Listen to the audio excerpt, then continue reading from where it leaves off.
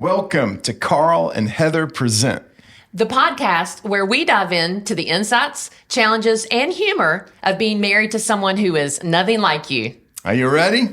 Let's go. Oh, don't you know it's Carl and Heather Present Marriage Podcast. Ice cream, sunscreen, wayfarers and flip-flops, beach vibes, tan lines, yacht rock, and pop tops. Summertime is almost here and you deserve a vacation. So put in for the PTO, make the reservation, and get ready because just like June, we're coming in hot. It's time for Carl and Heather Present. Wow. It's time for it. CHP. That's what I'm calling it now. Oh, I like it. I Yeah. like it. Carl and Heather Present. That's cool. That's the summertime thing. That was a smooth intro. Yeah. I liked it. I liked it.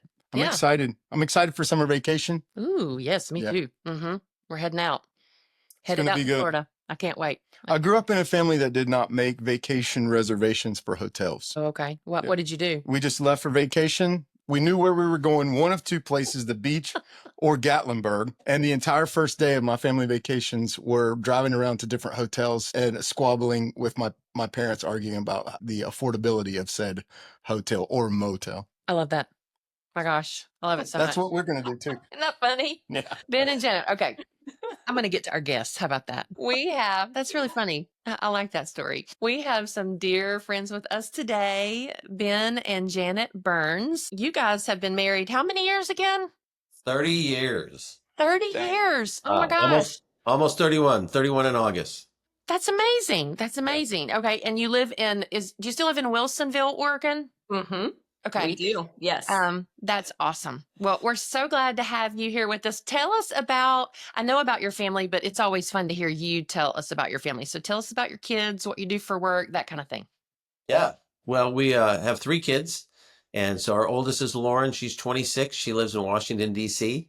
and works for a think tank called the American Enterprise Institute. And so it's kind of a research group that helps people put together policy papers and think through big ideas. So she works for a scholar. We like to say in a think tank, she's on the tank side, not on the think side. Yeah. Like that. But she supports a scholar there and does just a lot of different work. So that's Lauren. Maybe one day she'll be on the Yes, exactly. on the think side. On the think side. Okay. That's Okay. pretty cool. Yeah, it's really cool. And Yeah. then Jack. Yeah, we have our son Jack just moved to New York City about a year ago, and he works for the same company that he worked for in college, it's called Suit Supply.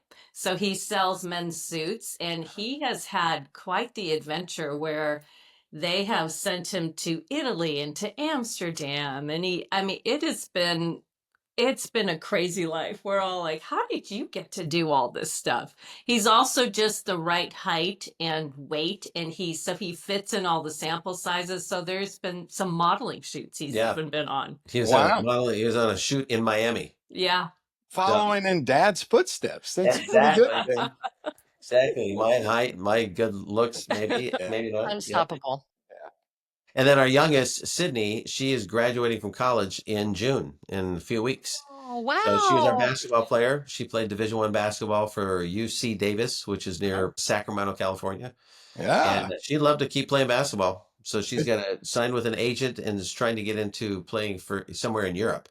Okay. So, Say her name again so we can look out for her then. Sydney. Sydney. Okay. Sydney. Wow. That's amazing.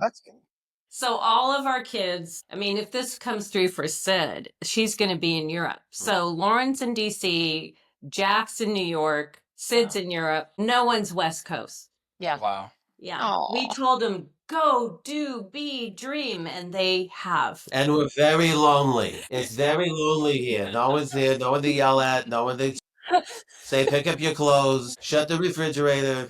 It's very lonely. Love it. So we got to know you guys because we are both on the speaker team for Family Life, which is an organization with Crew, and you guys were our trainers. Oh, yeah. And you were amazing, like amazing, and was- we were, yeah.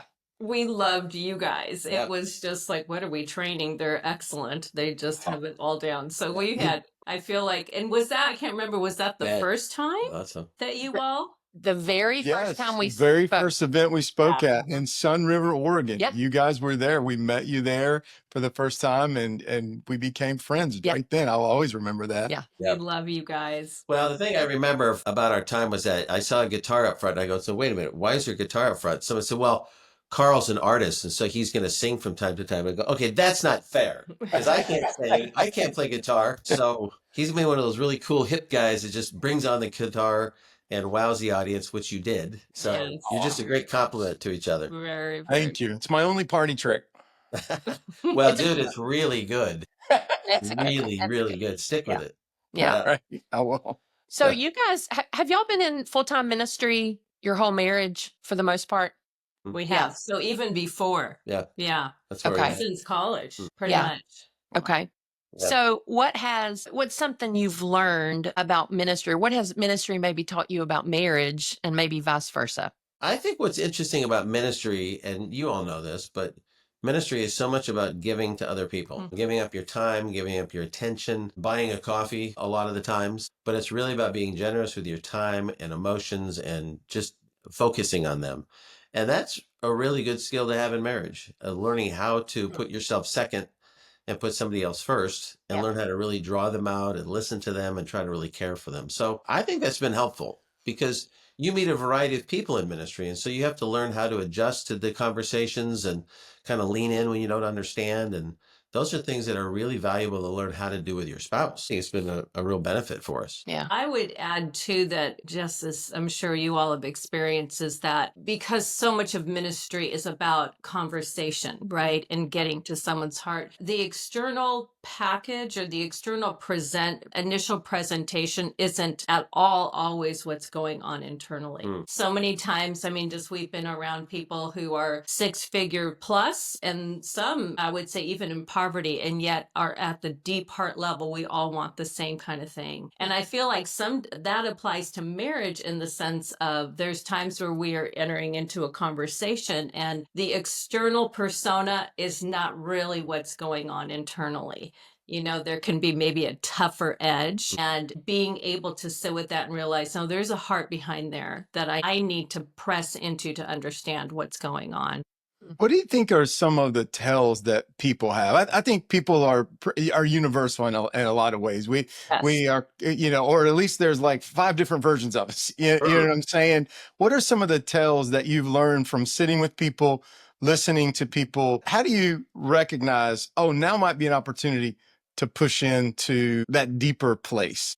I've heard a few things. I want, tell me more about that. How do you recognize that opportunity? Yeah. That's good. We were actually with a couple just the other day that we were doing some premarital counseling with. And as we were working through this listening exercise with them, she just got really teary-eyed. And you could tell something was landing with what he was saying. And so a lot of nonverbal cues like that, just, what's going on in their eye contact? Are they tearing up a little bit? Is their voice kind of slowing down a little, like they're thinking more?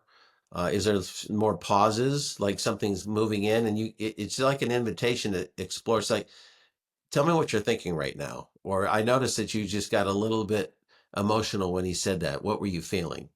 So I think there's just a lot of nonverbal cues that you just can kind of learn to read from people to kind of want to step in a little closer and see what's really going on inside. It's not like poker, when they're kind of being a deadpan. Right. You don't want to tell in poker, but you're right. Right. Yeah. If you have a tell, but I think we all have one. It's about paying close enough attention to somebody, right? So you can take their money.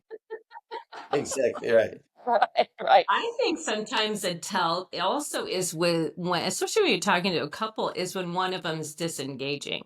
There's one talking and the other one you can tell they're not looking. Yeah, exactly. They're not paying attention to their spouse, especially when so you're like, what's going on inside there? And so it's just that next question of what is going on? What are you thinking about right now? Yeah. That's good. You guys, when I talk to you about coming on the podcast, one of the things I'd ask is, what's something that you're passionate about?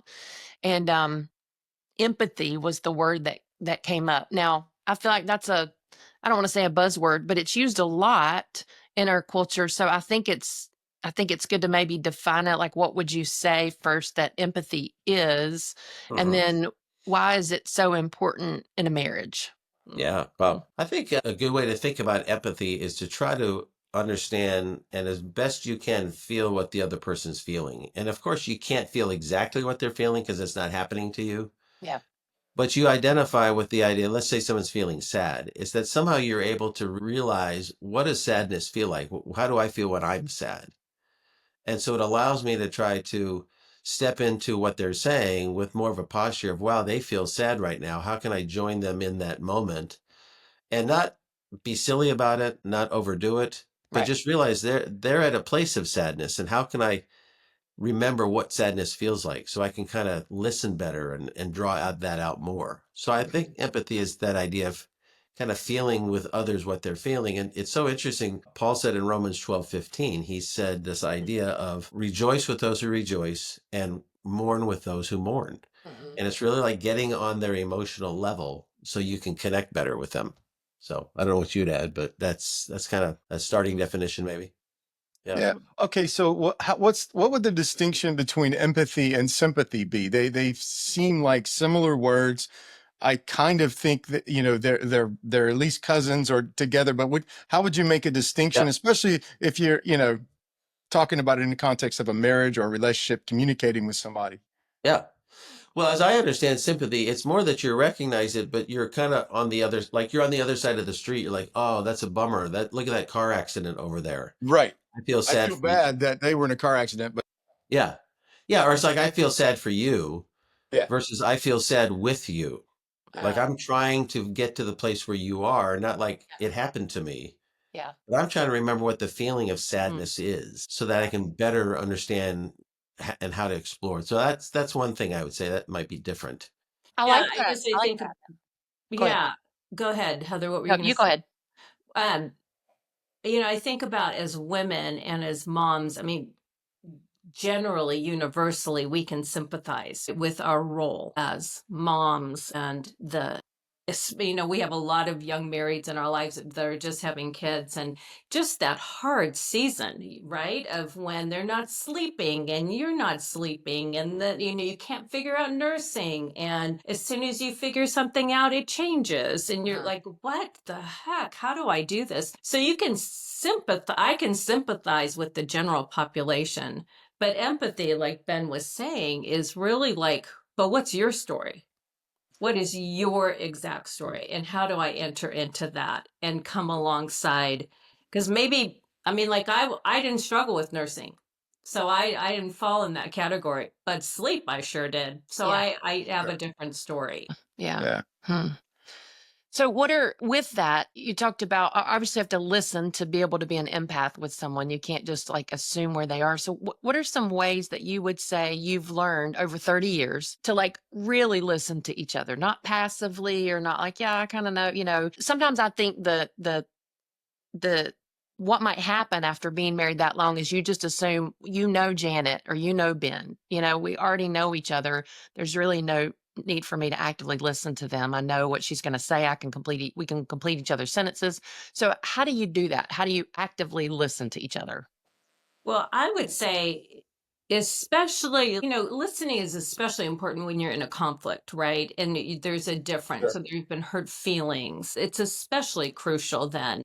And if I don't enter in having prepped myself by praying, honestly, that Lord, help me, give me a spirit that really wants to understand him, that really wants to understand what's going on, that sees him as a fellow brother in Christ, that is doing the best he can to, rather than assuming the worst. And like, I know this man, I know why he said that.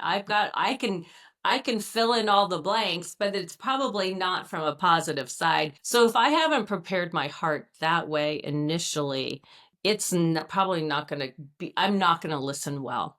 I'm going to listen for the trigger words that I can easily shoot down. So that's, I think, foundational. Yeah. Yeah. Well, I think the other thing too is just learning to hear emotion. I mean, I just think that's something I was really, really poor at in our marriage. It took counseling. We went to counseling to try to really understand how to communicate better. And Yeah. it's interesting how there'd be times the counselor would say, "Well, Ben, I didn't really hear her say that." I was like, well, I did, I wasn't able to listen and hear what Janet was actually feeling because I was caught up in my own defensiveness and protecting myself. So I think the thing is really learning to listen for emotions. And the thing is, you can do that with anybody. So we can practice that with anybody. And I like to throw out to couples to try to play this game I call emotional detective. And the idea is to try to see if you can put a feeling to what your spouse is saying. And especially when it comes to conflict or maybe some hope or dream they have. You know, you don't have to empathize over, hey, what kind of toast do you want? You know, that's not what we're talking about. Right. But to understand someone's heart, their dreams, their passions, their pains, that when they're speaking about those things, try to put a label to it, like that sounds like they're happy. And now that sounds kind of silly to do it that way, but you can at least start to identify, okay, this is what happiness sounds like, or she sounds angry, or she sounds sad. And I found that sometimes just trying to say that, like, you know, if Janet's frustrated with me, I say, it sounds like you're really frustrated with me. And at least helps her know that I'm tracking. That's the feeling she has. Now let's talk about it more. So I would say just try to train yourself to hear emotions. And as you play that little game, even if it's not about a conflict with you, maybe it could be with your kids or a neighbor, you start to go, wow, that they sound blank. And that just can maybe start to train you a little bit better to hear it and start applying it more in your marriage. So That's good. I haven't So, turned it into a board game or anything. So Emotional Detective, it'll be a board game somehow. But right now, Milton Bradley doesn't want it. so that was a very well said, concise response that comes at the end of, 30 years of marriage. Also, lots of training. You guys are marriage and family educators. You spend a lot of time in this world. But take me back to the beginning of Ben and Janet, 30 years ago when you guys first got going. Just give me a little bit of the story. You said, hey, we had to go to counseling to just get the tools for some of this right. What was the early version of you guys like? It wasn't this version. No, and to be fair, I mean, there's times it's easy to slip back into that default version. I mean, that's the natural version for sure. I mean, I think there was a lot of defensiveness, a lot of assuming the worst in each other. I think there was, I mean, family of origin stuff. I remember there'd be times we'd have a conflict, and I come from a family where my dad he raged with anger, and we would be talking about something and Ben would pause and say, I feel like you're arguing with your dad right now. And I'm like, huh, I kind of am, and you're not my dad. And so there's just a lot of default patterns, right? Of just what you saw modeled, what we saw modeled. And I always talk about it's like a dance. Like you have a default dance. You've got your moves, and it's learning new moves that feel really unnatural to really, really listen. Yeah, I think for me, I agree with all that. I think early on, it was just, we came from backgrounds where we were both really hurt. And I came from a background that was also very neglected. So there's just a higher sensitivity when your spouse says something or doesn't say it the right way or hurts you on some level. It reverberates a deeper pain. And even though it might seem like, wow, that was just a simple exchange, but there's a lot of deeper pain there that it just triggered. And so that's where a lot of times we would react to each other. We'd pull away from each other. We'd give each other the silent treatment. Yeah, we're really good at that. Yeah. And so I think it's just, as we begin to see, this is just we're not really connecting well. Now we're raising kids. We're disagreeing about kids. I say something, she says something. We don't agree. We feel hurt by our disagreement. So I think that's where a counselor was really helpful for us to kind of help us understand that, there's some stuff going on here, guys, that you have to address. And you're actually taking pain from your past and you're really bringing it into the present. And you kind of have to learn how to separate those two. And they're triggered in that moment, so they're very real. But you're hearing things that your spouse really didn't say because there's something deeper inside of you that's reacting to what they said. And so that's what was just helpful for us to kind of, all right, let's stretch this out. Let's have some conversations in front of someone who could coach us and pinpoint those things. Yeah. And we were on the team. We were speaking with the team. Yep. So was there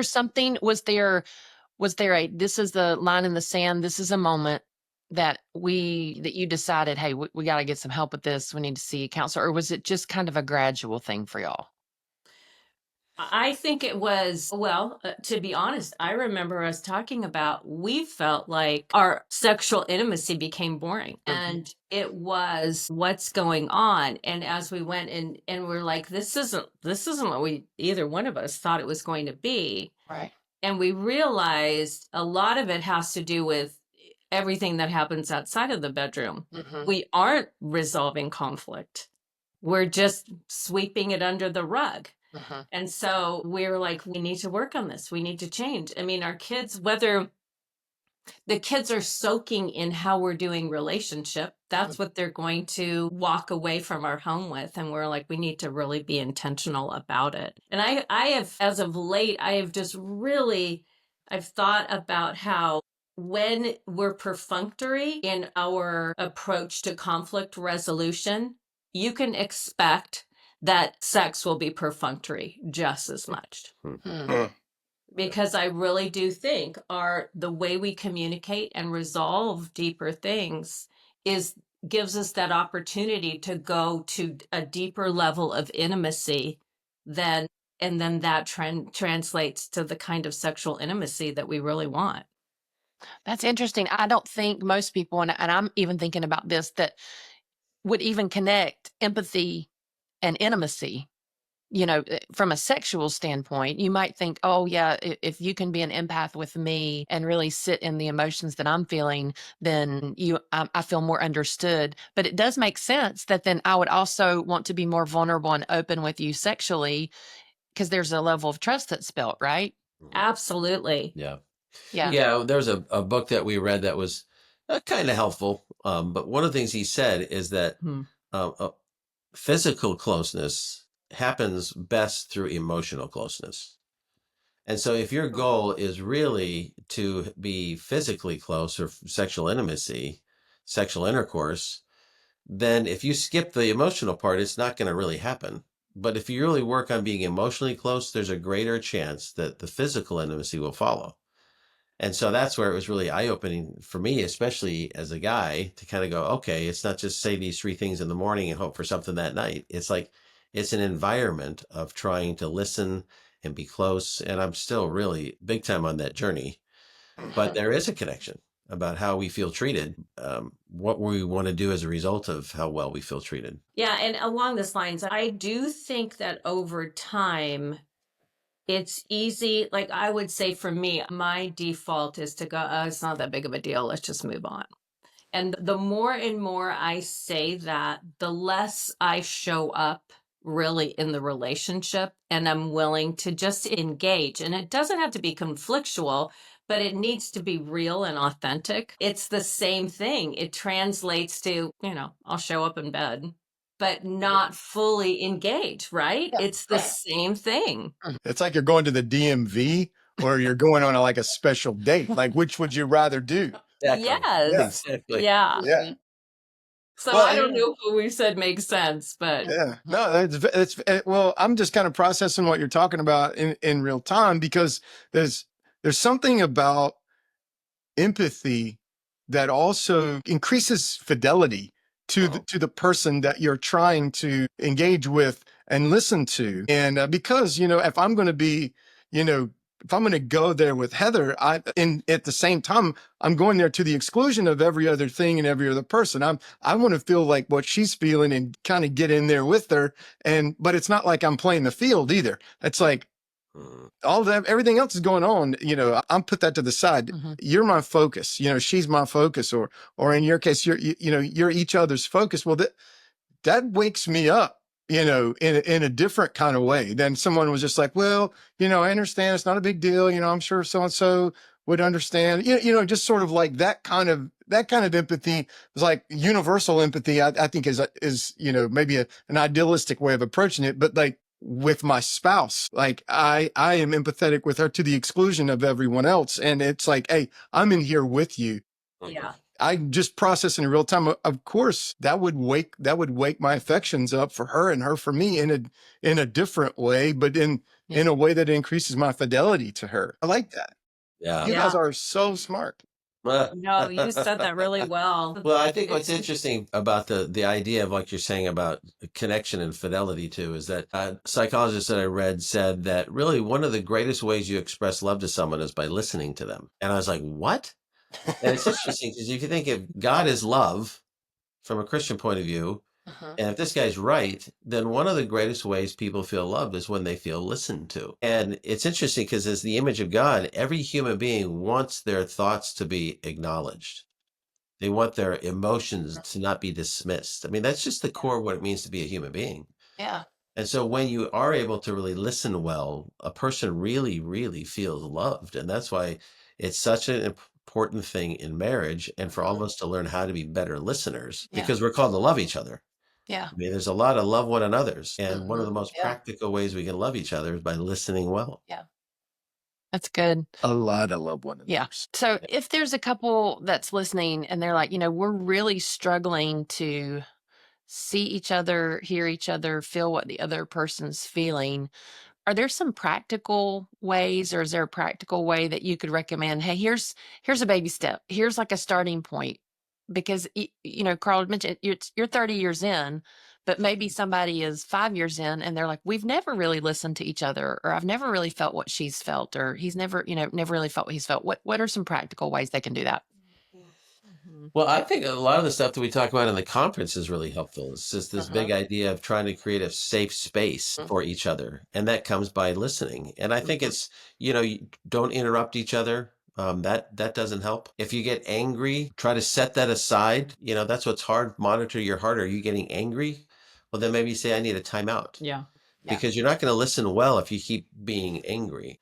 Another thing for listeners is to not be defensive, which is really, really hard. Yep. It's really hard to not be defensive. But if your goal is try to understand them, then just kind of set aside for a moment. They might say something that feels a little bit like it's got some hooks to it. But God, will you help me be patient to just listen and know that I'll eventually be able to share what I think about some things. So I think some of those things might be helpful because sometimes we stop before we even get started because we interrupt or get defensive and stuff. I mean, also the whole don't try to fix each other, right? That whole jump to the solution. And I think guys get a bad rap on this, but I can fix just as good as men can fix. Women can do it just as much. And I think a easy baby step would be to ask the other person, do you feel like I listened to you well? And if they say no, ask them, what can I do that would communicate to you that I really want to hear you? What can I do? And if you're not there, and again, go back to prayer. There's something going on inside your heart where you are unwilling to humble yourself to listen. There's a deeper issue going on. And that has to be looked at. We think counseling can be really good in that way. Yeah, but there's something, God has created. Most likely we got together because listening was happening. And there was a level of communication you were experiencing while you were dating that you're like, this person's different than anyone else. This is what makes me want to be with them. Yeah. So what happened? What's happened along the way that has made it where it's like, oh yeah, I don't even want to listen to anymore. Yeah, it's like that, that thing we say at the conference, no marriage is static. And we've all experienced that drift, like it's a point well made, when you first get together, I'm like, there's not a funnier person on the planet than Heather. When we first got together, and she listened to all my jokes and laughed at them. 26 years later, still laughing. A little less, not more of a chuckle. I feel your pain. I workshop a lot of material with her. Just, it doesn't land so great. But anyway, Sure. But how do we recognize, wait a minute, we did drift? Because no one just wakes up and they've drifted 1,000 miles. Of course, you go a degree at a time. But we get to these places and we think, oh my gosh, I got to wake up. I got to reorient myself. I've lost my way with the person that means the most to me. Yeah. And it is just like some invitation, your questions were perfect, but just some way of saying, hey, how can I get you back? I feel like I'm not hearing you. How can I ensure that I am hearing you? Yeah, and I would just throw in again a plug for the emotional detective thing, because it's amazing how powerful it is when your spouse or a friend or your child knows that you get them. And sometimes it's just so simple as to say, honey, you seem sad. And if that's right, and your spouse says yes, they have a sense of yes, it's like that's connection. Yeah. And sometimes if we can just learn how to say something that simple, and I know that's why it seems like really that simple, try it. So for your listeners, as you're listening to your spouse, just try to say, what are they feeling? And just say that. It's like, honey, you sound frustrated. And you'll be surprised at how much more they open up because they feel like, wow, they're getting me. So I think that's just another thing, is to try to learn how to hear those emotions and simply state them. Don't judge them. Don't fix them. Just state them. And I think you might find more and more connection because you feel like, wow, I want to keep talking because you're starting to understand me. The really sad thing is that when someone is sharing something honestly and vulnerably and their spouse just criticizes it and crushes it, they don't want to get that vulnerable again. We don't.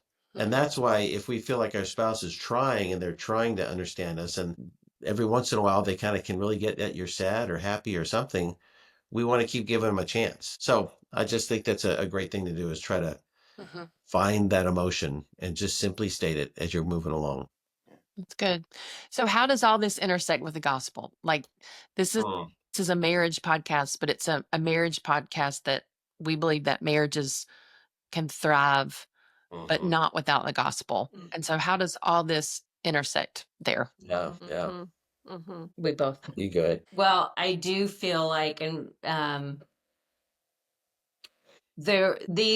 you can walk away hearing a podcast like this and trying to do these things, the suggestions that we've given, and you can end up feeling like you're banging your head against the wall, because without God's Spirit within you changing you, you cannot sustain a level of intentionality and love and care for each other. You are going to burn out on doing it on your own strength. And so when I think of the gospel, it is not just this one-time event in my life where I received Christ as my savior. It's an ongoing relationship I have with him, and a reminder of the grace and the love that I get to soak in and be lavished in every day. And as that is more and more of a reality in my own life, it's amazing how it's easy to lavish grace on a spouse who is just trying to do their best. And so it is done in your own flesh, done in your own power. It will be extremely disappointing and will lead to, I would say failure. I guess some people can do it without. I don't know that it's very successful, but God is on our team. He wants our team to succeed. And so as we lean into him, he's all there to help us take the next baby step. And sometimes that baby step is to just zip my mouth. That could be it. Yeah, I love that, because it's like just asking for help, I think, is the cornerstone sense of how the gospel gets released in our marriages. Especially if you're needing patience, you say, Lord, help me have patience. Help me calm down. Help me shut my mouth. That's just a way of calling on him to change you, to call on his power to help you. And so I think that's where it just becomes very, very practical, that if Christ is in our lives and we're learning to walk with him, he wants to help us. He wants to empower us. He wants to make sure that we're becoming more like him. And I think the other thing that's interesting about the gospel is that the gospel itself is God listening to us, because he responds to our cry. We come to him saying, I need you. I want you. I want to be saved from my sins and the power of my sin and all the slavery of sin. And he responds. And just look at the gospel. How many times people came to Jesus, he didn't say, hey, no way, no time. I got to get to a miracle here. He listened to everyone who came to him. Some he confronted because they're Pharisees. But the way he was so attentive to people, understanding their needs, their challenges, and stepping into that. I sent a verse to one of our kids that just made me think of all this. It's Psalm 66, 19 through 20, where the psalmist says, "But certainly God has heard. He has given heed to the voice of my prayer. Blessed be God, who has not turned away my prayer, nor his loving kindness from me." And so we have a God who listens so deeply and so emotionally, and he wants us to become like him. And the more we practice it in our marriages, man, that's where we want to be. We want to come home to that spouse. It's beautiful. Absolutely. I love that. Hey, how can we keep up with y'all? Like if we want to find you, you guys have some other nuggets of wisdom that we could hear from. So how can we find you? Well, I mean, we're really doing a lot more local, regional kind of stuff. I've started I've been starting a parenting channel that at this point is just me. But as far as for Janet and I, it's basically at a conference. So Okay. we don't really have a book yet together. We don't have a podcast like you guys that are super cool. You Wow. can email us. You can email us. Yeah. And then, but do you have some things on YouTube, Ben? Yeah, the family channel called Family Practice. Okay. And the big idea is not a medical clinic, but just as you take your kids to baseball practice, soccer practice, volleyball practice, the challenge is where do you go to practice family? Oh, And so Okay. it's a place to come and learn about family principles and family skills so you can keep practicing those in your family. And that certainly includes your relationship with your spouse because your teammates, raising your kids. yeah. And that's just on YouTube. Just look under Family Practice. You'd have to probably use my name because you're going to bring up some medical stuff, and I've been challenged to change the name of it. But We'll put a link to your channel in Yeah. the description Yeah. Okay. on this podcast. That way people will be able to go right to it and see what you're doing there. yeah, that'd be great. Hey, And it's in the thank you, process guys. of getting revised too. So if they want to keep following, there'll be some revisions coming.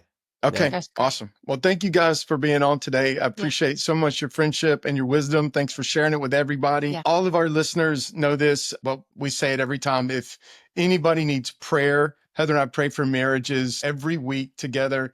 We have an email address, hi@carlandheather.com. If you want to email that in, your request is, of course, discreet, anonymous. We won't talk about your prayer requests on the podcast, but we will talk to God about it for you and with you. And we want to journey with everybody that's doing this. It's not easy. Kind of like Janet said, it's impossible to do on your own. Mhm. It takes faith and a power and a great God, power from a great God to do it. So let's walk together in that. Thank y'all for being on the podcast today. Thank you. We Ben love and you Janet, guys. you're awesome. Love We love y'all. you. Ben and We love Janet you guys. Burns, Great, Guys. great to see you guys too. Yeah. together on purpose. See you later.